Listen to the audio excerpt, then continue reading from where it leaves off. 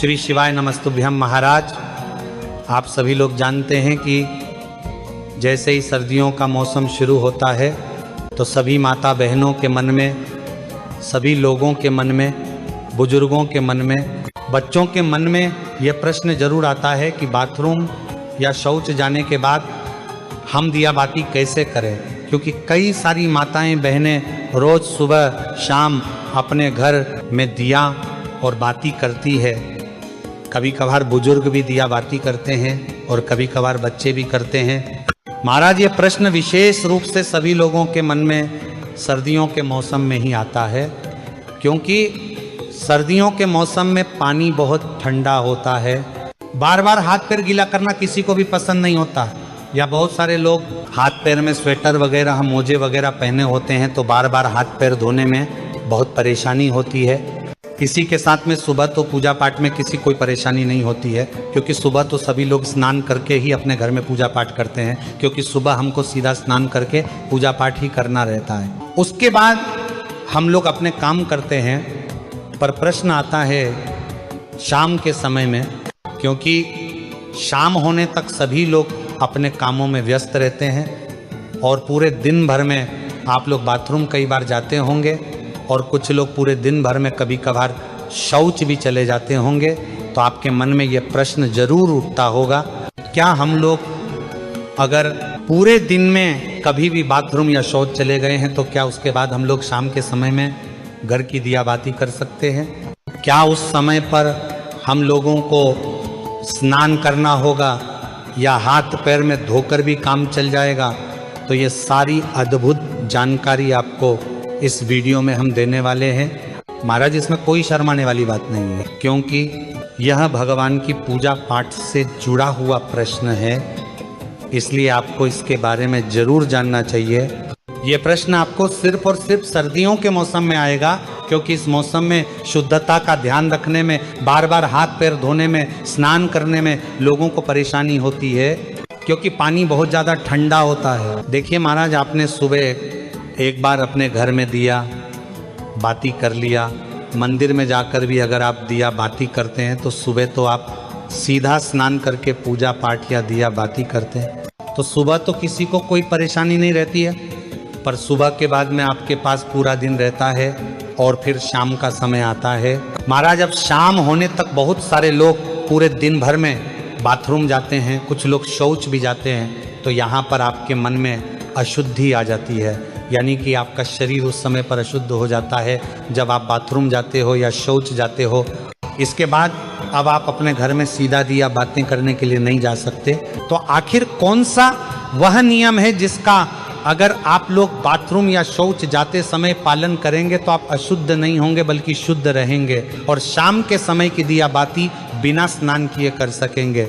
महाराज, सबसे पहले ये जो नियम है विशेष रूप से माताएं बहनें इसका पालन करें, क्योंकि ज़्यादातर घर की माताएं बहनें ही शाम के समय की दिया बाती करती हैं।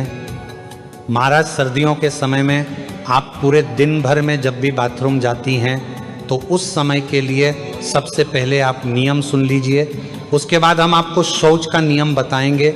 सुबह स्नान करने के बाद, पूजा पाठ करने के बाद आप पूरे दिन भर में जब भी बाथरूम जाती हैं तो आप लोगों को बाथरूम से आने के बाद मात्र ये 3 काम करने हैं। ये 3 काम करने के बाद आप शुद्ध रहेगी और शाम के समय की दिया बाती भी कर सकेंगे।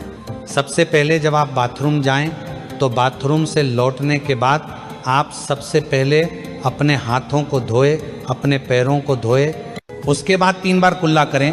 कुल्ला का मतलब है कि अपने मुंह में पानी ले, मुंह को थोड़ा साफ करें और पानी बाहर फेंक दें। यह प्रक्रिया आपको 3 बार करनी होती है, मतलब 3 बार कुल्ला करना रहता है।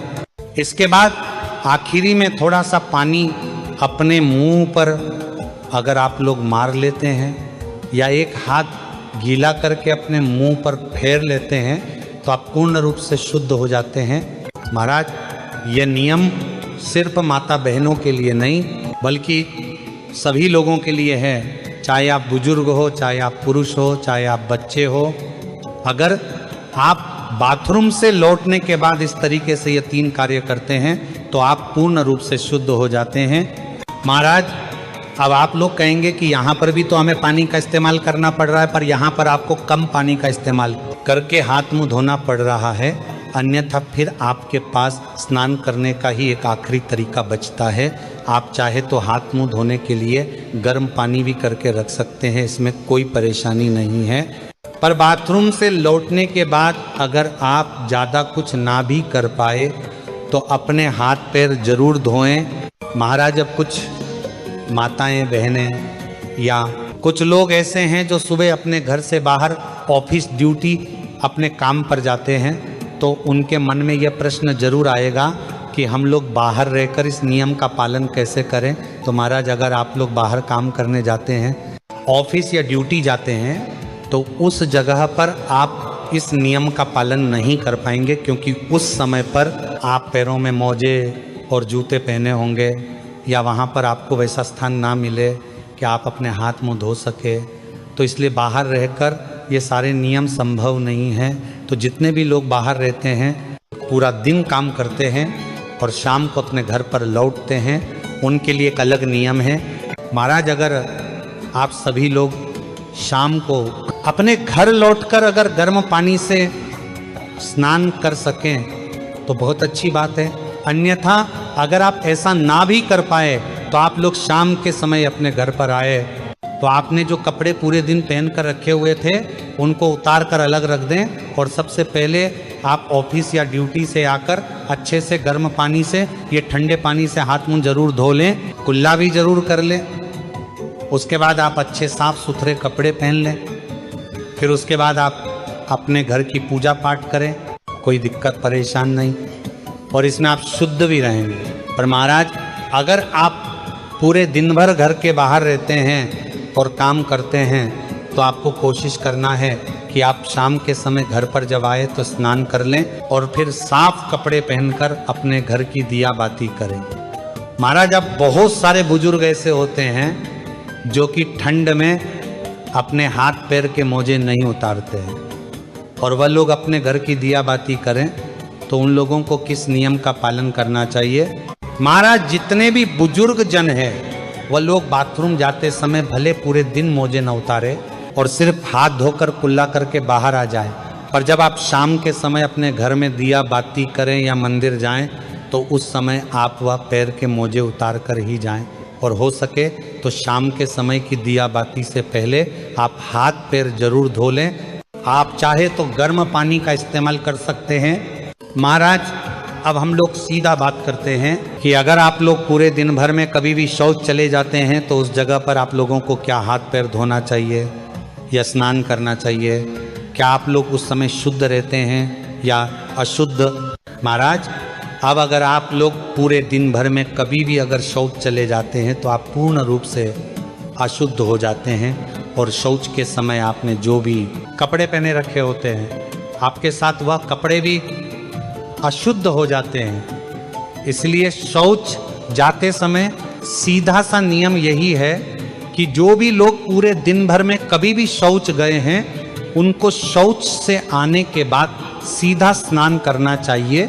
अगर वह शौच से आने के बाद स्नान नहीं करते हैं तो उनको शाम के समय की दिया बत्ती नहीं करना चाहिए या मंदिर नहीं जाना चाहिए, क्योंकि आप अगर शौच से आने के बाद स्नान नहीं करते हैं तो आप अशुद्ध रहते हैं। अगर आप शौच से आने के बाद सिर्फ हाथ मुंह धोते हैं तो भी आप शुद्ध नहीं होते हैं, और शौच जाने के बाद भी आप लोग उस दिन अपने घर की दिया बाती करते हैं तो इससे भगवान आपसे नाराज होते हैं, या मंदिर भी जाते हैं तो ऐसा भी आपको नहीं करना चाहिए। महाराज, ये नियम सभी लोगों के लिए है, इसलिए पूरे दिन में जब भी आप शौच जाएं तो आपको उसके बाद स्नान ही करना चाहिए, तभी आप शुद्ध होते हैं। या अगर आप इतना ना कर पाए सर्दी होने के कारण तो उस दिन आप अपने घर की दिया बाती ना करें या मंदिर ना जाए, उस दिन आप किसी और से अपने घर की दिया बाती करा लें। महाराज, यहाँ पर प्रश्न ये आता है कि सर्दियों के समय ज़्यादातर लोग मोटे मोटे कपड़े या स्वेटर वगैरह पहने रहते हैं, तो अगर वह शौच जाते हैं तो इतनी सारी चीज़ों को धोना संभव नहीं है, तो वह क्या करें?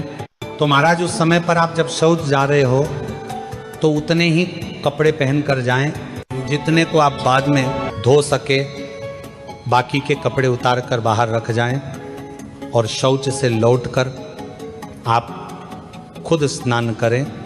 उन कपड़ों को भी धोए जिन्हें आप पहन कर गए थे।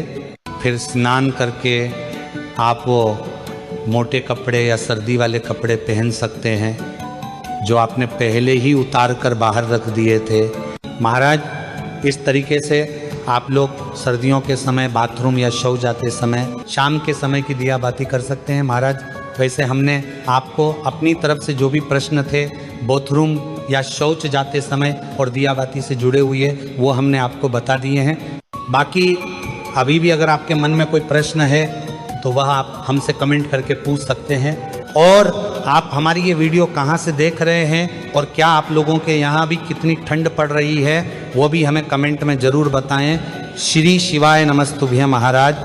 ये वीडियो आपको अच्छी लगी तो लाइक और शेयर करना बिल्कुल ना भूलें। बाथरूम शौच जाने के बाद पूजा करनी है कि नहीं करनी, तो आप ये वीडियो ज़रूर सुनें और लाइक करें।